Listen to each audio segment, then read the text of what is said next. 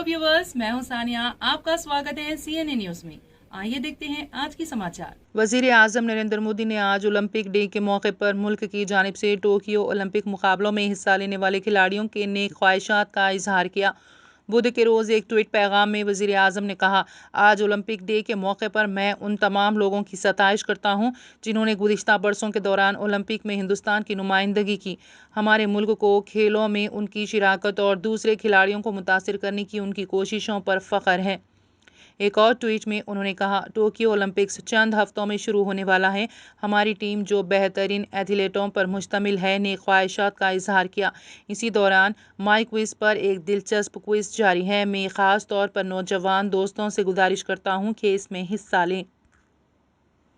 Srinagar people's alliance for Gupkar declaration या PAGD ने वजीर आजम नरेंद्र मोदी की तरफ से 24 जून को दिल्ली में बुलाई जाने वाली कुल जमाती मीटिंग में शिरकत करने का फैसला लिया है। ये फैसला नेशनल कॉन्फ्रेंस के सदर और साबिक वजीर आला डॉक्टर फारूक अब्दुल्ला की रिहाइशगाह पर मंगल को मुनक़िदा PAGD की एक मीटिंग में लिया गया है। पेट्रोल और डीजल की कीमतें आज आला सतह पर मुस्तहकम रहीं। इससे कबल मंगल को उनकी कीमतों में इजाफा किया गया था। मारूफ oil marketing company Indian oil corporation के मुताबिक दिल्ली में पेट्रोल की कीमत 97 रुपये 50 पैसे और डीजल की कीमत 88 रुपये 23 पैसे फी लीटर पर बरकरार रही।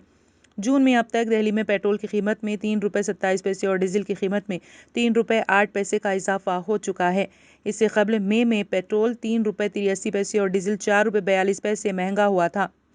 दूसरे शहरों में भी कीमतों में कोई तब्दीली नहीं की गई। मुंबई में पेट्रोल 103 रुपये 63 पैसे और डीजल 95 रुपये 72 पैसे फी लीटर फरोख्त हुआ।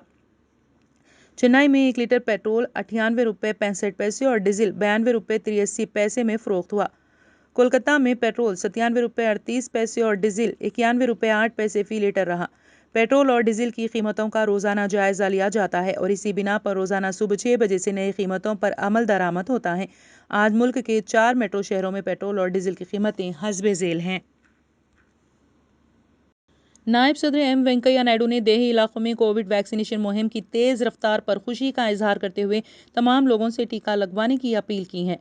मिस्टर नायडू ने बुध के रोज़ यहां जारी एक पैगाम में कहा कि देही इलाकों में कामयाब कोविड टीकाकारी मुहिम चलाने का तजुर्बा तमाम रियासतों के साथ शेयर किया जाना चाहिए।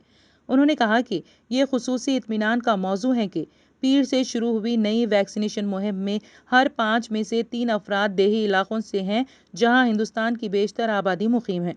इस कामयाबी के लिए मरकज़ और रियासती हुकूमतों को मुबारकबाद, जिन्होंने टीम इंडिया के जज्बे के तहत बाहमी ताउन किया।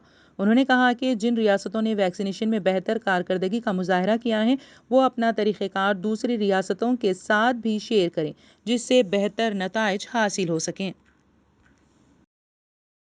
इसराइल और फ़लस्तीन के दरमियान 11 रोज़ा जंग के बाद यहूद आबादकारों और फ़लस्तीनियों के दरमियान झड़प का सिलसिला जारी है जिसमें 17 अफराद ज़ख्मी हो गए हैं।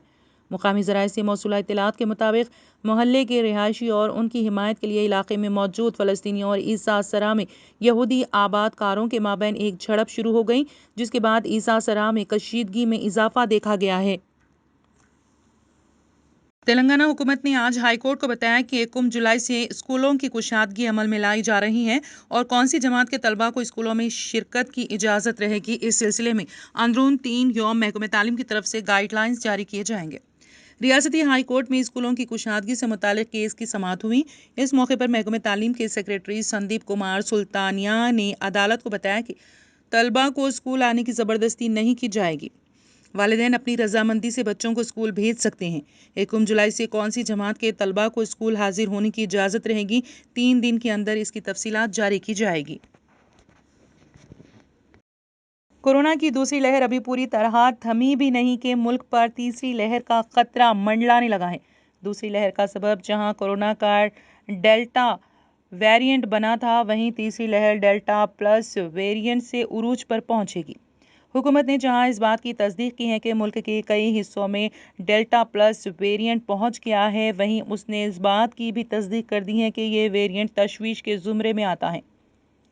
हेल्थ सेक्रेटरी राजेश भूषण ने बताया है कि मुल्क में डेल्टा प्लस वेरिएंट के कुल 22 मामलों की तस्दीक की गई हैं और सबसे ज़्यादा मामलों का ताल्लुक महाराष्ट्र से है जहां 16 मामलों की तस्दीक की गई हैं।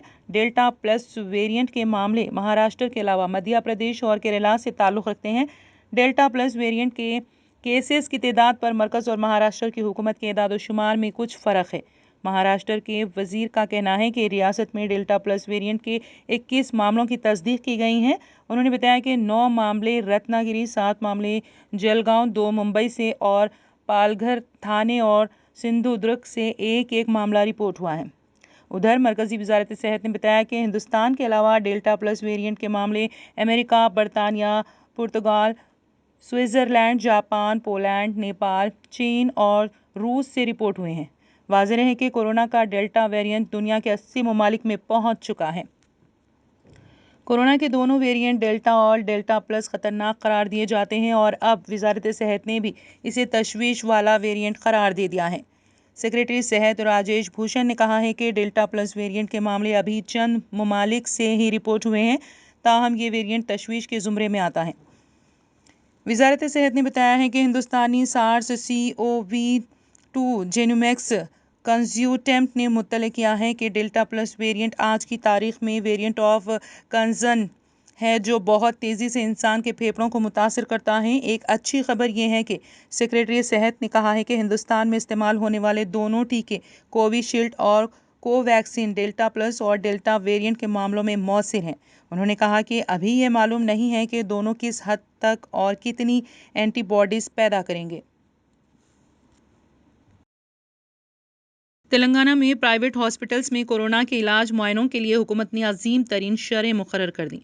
इस खुसूस में महकमा सेहत व तबाबत की जानिब से GO40 जारी किया गया है। हुकूमत की जानिब से मुकर्ररा इलाज के अखराजात की शरह इस तरह हैं। जनरल वार्ड में आइसोलेशन हर दिन मुआयनों के लिए 4000 रुपये, ICU में हर दिन 7500 रुपये, वेंटिलेटर के साथ ICU में हर दिन के इलाज के लिए 9000 रुपये, PPE किट की कीमत 273 रुपये से ज़ायद नहीं होनी चाहिए। HR CT स्कैन 1995 रुपये, डिजिटल एक्सरे 1300 रुपये, IL6 1300 रुपये, डायडीमिड 300 रुपये, CRP 500 रुपये, प्रोकोस्टूजेन 1400 रुपये, फिरिएट 400 रुपये, LDH 140 रुपये। सरकारी बैंकों से अरबों रुपए के कर्ज लेकर फरार कारोबारियों विजय माल्या, नीरू मोदी और मेहुल चौकसी के मुल्क व बैरून मुल्क में जब्त 18,170.2 करोड़ रुपए और इमलाक में 9,317.17 रुपए बैंकों और हुकूमत को मुंतकिल कर दिए गए हैं। इन्फोर्समेंट डायरेक्टोरेट ने आज ये इत्तला देते हुए कहा कि इन मुलजिमीन की जब्त की गई इमलाक का एक हिस्सा बैंकों और मरकजी हुकूमत को मुंतकिल कर दिया गया है। ED के मुताबिक इन लोगों की 18,170.2 रुपए की इमलाक जब्त की गई थी, जिसमें से 9,371.17 करोड़ रुपए की इमलाक बैंकों और मरकजी हुकूमत को मुंतकिल कर दी गई हैं। मरकजी एजेंसी ने कहा है कि विजय माल्या, नीरू मोदी और मेहुल चौकसी के मामले में मनी लैंडिंग कानून PMLA के तहत 18,170.2 करोड़ रुपए की इमलाक जब्त की गई थी, जो बैंकों के मजमूई बकाया के 80.45% के बराबर हैं। बैंकों को हुए नुकसान की तलाफी के मकसद से ये रकम मुंतकिल की गई हैं। ED के मुताबिक विजय माल्या, नीरू मोदी और मेहुल चौकसी ने अपनी अपनी कंपनियों के जरिए पैसों की हेरा फेरी की, जिससे बैंकों को 22,585.83 करोड़ रुपए का नुकसान हुआ। ED ने इन मुलजिमीन की 18,170.2 करोड़ रुपए की इमलाक जब्त की, जिसमें से 969 करोड़ रुपए की इमलाक बैरून मुल्क थी।